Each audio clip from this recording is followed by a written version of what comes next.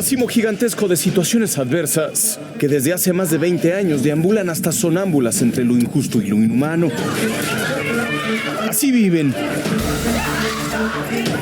Así sobreviven los venezolanos desde hace 2 décadas. Primero oprimidos por la dictadura de Hugo Chávez, luego aplastados por la de Nicolás Maduro. El orden constitucional está conformado por principios y valores que le dan origen y legitiman el sistema de gobierno. Que exista una separación de poderes, que nuestros líderes sean elegidos democráticamente por periodos fijos y que nuestros derechos y libertades sean respetados por quienes ostentan el poder y el gobierno. Congreso y presidencia. Pero lo que yo estoy proponiendo además, si ustedes quieren, es que nos pongamos en modo constituyente. El único camino pacífico para salir de esta tragedia social, económica y política, la cual nos trajeron 40 años de falsa democracia, no hay otro camino que el camino de la Asamblea Constituyente. Y es ese día, en ese momento, que el primer constitucionalista colombiano, Francisco de Paula Santander, le recuerda a los colombianos que las armas os han dado la independencia y las leyes os darán la libertad. Así es de que, para los magistrados de la Corte Constitucional, mi mensaje es claro. Me honran con su invitación, pero vaticino que muy pronto tendrán que interpretar este principio de separación de poderes. Al hacerlo, les pido que recuerden que ustedes estarán interpretando la historia y el patrimonio jurídico de Colombia. Hablamos de la noticia del momento, tiene que ver con el aumento del salario mínimo para el año 2026. Decimos noticia histórica porque nunca antes un gobierno había subido tanto el salario mínimo. Esos acuerdos y tratados hay que constituir el salario vital. De ahora en adelante que Colombia hable no solo de salario mínimo, sino de un salario mínimo como salario mínimo vital familiar. ¿Qué tal, amigos? Esta es la Meme Política Noticias, donde las noticias políticas se las contamos a través de los memes, porque en este desgobierno del cambio todo es un meme. Bienvenidos.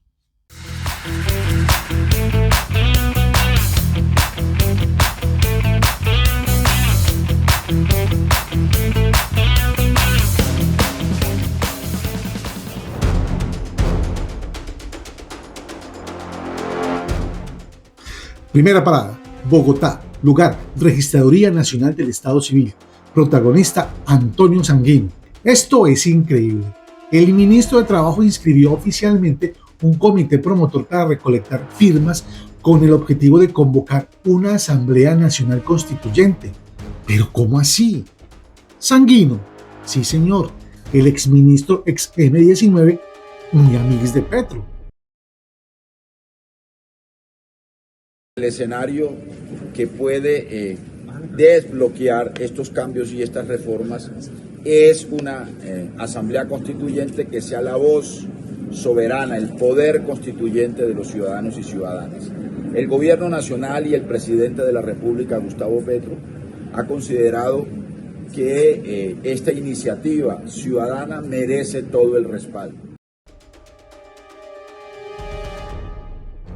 Así como lo oye, con papeles, con formularios y con toda la intención política. El gobierno, o mejor dicho, el entorno del presidente Gustavo Petro, activó el primer paso formal para cambiar la Constitución del 91. No es un rumor, no es un trino, no es un debate académico, es un trámite real. El comité debe reunir aproximadamente el 5% del censo electoral nacional, lo que equivaldría a alrededor de 3 millones de firmas para pedir la convocatoria de una constituyente. La registraduría debe revisar el comité y los formularios para que los ciudadanos firmen. Si se reúnen las firmas válidas, el proyecto de convocatoria debe convertirse en ley en el Congreso. Eso sí, se requiere tanto en el Senado como en la Cámara. Luego, la iniciativa necesita revisión y aprobación de la Corte Constitucional. Y si todo esto ocurre, entonces se convocaría a una asamblea constituyente, donde se elegiría delegados para redactar una nueva constitución. Pero Petro, hermano, usted no necesita una asamblea constituyente. Usted lo único que necesita es gobernar. Pero Petro, usted me prometió a mí que nunca iba a convocar una asamblea nacional constituyente. Yo le creía a usted. ¿Ah? Usted firmó sobre mármol. Usted estaba ahí con todos los del verde firmando eso. Petro, ¿se compromete usted a no convocar una asamblea constituyente? Me comprometo a no convocar una asamblea constituyente y a defender a fondo la Constitución de 1996.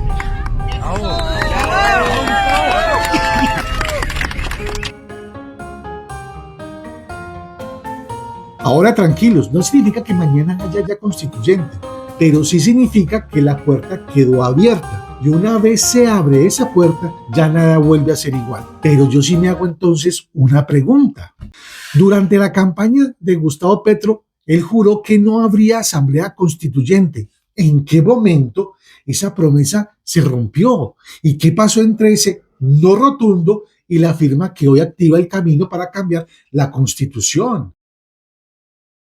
El presidente Petro y su equipo argumentan que la Constitución vigente de 1991 tiene limitaciones institucionales que han bloqueado reformas clave en salud, pensión, trabajo y economía. Consideran que el Congreso y otras instancias han frenado sus propuestas, por lo que es necesario un nuevo pacto constitucional. Petro también ha insistido públicamente que la constituyente no se realizará durante el calendario electoral, sino que ahora se inicia el proceso de firmas que continúa hasta después de las elecciones.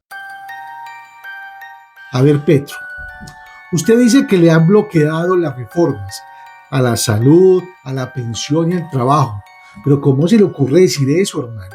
Si usted es un enemigo declarado del sistema de salud, dígame la verdad, usted necesita todo el billetico de la salud para poder centralizar y controlarlo todo. Usted se quedó con los 32 milloncitos de las EPS, y así como con la reforma pensional, ¿cómo se le ocurre que va a disponer y va a poner en riesgo el ahorro de millones de personas, hermano? Usted quiere manejar todo ese ahorro, no quiere que tenga mejores rendimientos financieros y los va a exponer a políticas futuras.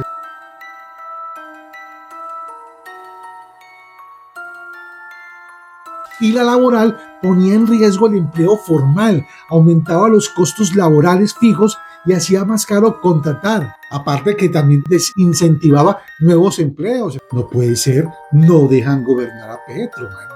Él necesita todo el billetico para poder controlarlo todo. ¿Ah? Él se cree el He-Man colombiano.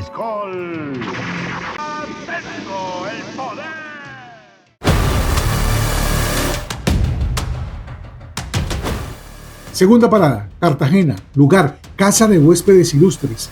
Protagonista, Gustavo Petro. ¿Cómo les parece?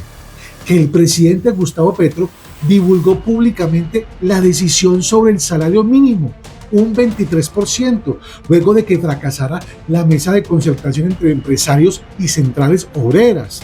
No me diga más, ¿no? Eso es en serio. Sí, señor. No fue desde el Congreso, no fue desde una mesa tripartita. Fue desde una agenda presidencial en Cartagena, acompañado por sus miembros de su equipo, entre ellos el ministro de Trabajo, Antonio Sanguino. El salario vital con auxilio de transporte, ojo, que es un componente adicional, año 2026, que será el mínimo en Colombia, pero vital, es de 2 millones de pesos. Con auxilio de transporte, año 2026. El gobierno invocó la ley 278 de 1996 para decretarlo unilateralmente. Pero ¿cómo así, Petro, hermano? Usted fue el que se le corrió el champú, fue el que se la fumó verde. ¿Cómo va a decretar semejante disparate para la economía, man? Yo sé que eso suena muy bonito para los empleados que ganan un salario mínimo, pero usted sabe que eso provoca despidos, eso provoca mayor informalidad, eso va a provocar mayor inflación. Nosotros estábamos esperando si el salario por decreto, después de que no hubo concertación en la mesa, pero de 2 dígitos o 11, 12%, pero jamás una cifra tan descabellada como el 23%. El alza resultó mucho más alta de lo esperado, ya que las proyecciones centrales rondaban entre el 10 y el 12% y hasta filtraciones previas hablaban de cifras cercanas a 1.8 millones, pero no tan agresivas como el 23% final. Y aquí me asalta una pregunta: ¿por qué el salario mínimo se anunció desde Cartagena con un aumento presentado como histórico si no hubo un acuerdo con empresarios y el alza terminó siendo mucho más alto de lo esperado, hermano? ¿Fue una decisión económica o un mensaje político directo al pueblo? Críticos señalan que la decisión fue populista. Muchos analistas dicen que la decisión fue populista porque rompió deliberadamente la regla básica con la que se fija el salario mínimo en Colombia y en casi todos los países. ¿Y cuál es esa regla? La que usan los economistas y los bancos centrales, que es inflación pasada más la productividad. ¿Por qué? Porque la inflación protege el poder adquisitivo y la productividad indica cuánto puede pagar la economía sin destruir el empleo.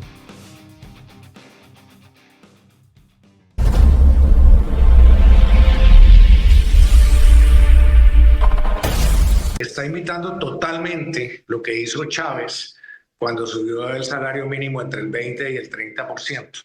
Y ya sabemos las consecuencias de Venezuela: hambre, pobreza. Ahora bien, el salario mínimo a partir del 1 de mayo decreto su incremento en un 30%. 30%.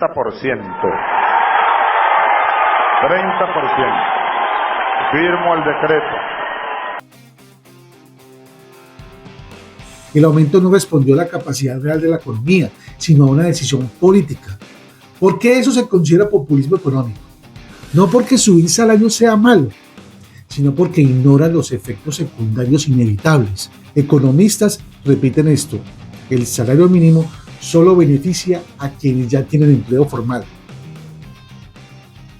Este líder intergaláctico no quiere ni 5 el empresario, quiere que todos dependamos del Estado, no quiere libertad económica. El presidente está como medio desesperado, ¿no? Él necesita como conseguir nuevos boticos. Esta fórmula le puede funcionar. A ver, Petro, usted no tiene muchas ganas de irse, eso está más que claro, pero ¿sabe qué? Le vamos a decir tanto como esto: lo esperamos a la salida. La constituyente, ¿quién puede decir que es algo supradictatorial? ¿De dónde sacas tú eso? Constituyente es una entidad que tiene y acumula el poder supremo. La constituyente puede cambiarle el nombre a Venezuela. La constituyente puede cambiar el estado político de Venezuela. La constituyente puede eliminar la presidencia y reemplazarla por un gobierno colegiado. La constituyente puede hacer todo. Ya nos quitaron el orden. Nos lo quitaron en los campos, nos lo quitaron en las ciudades. Incluso nos están quitando el futuro. Y mi mensaje sigue siendo el mismo. No podemos dejar que nos quiten la libertad. Y la única forma de impedir eso es defender la Constitución de la ley. Bueno, amigos, hasta aquí la meme política. Espero que les haya gustado. Por favor, denle like, comenten, suscríbanse al canal para que sigan viendo todo el contenido de las noticias semanales de la meme política. Hasta la próxima. Que la pasen bien. Gracias.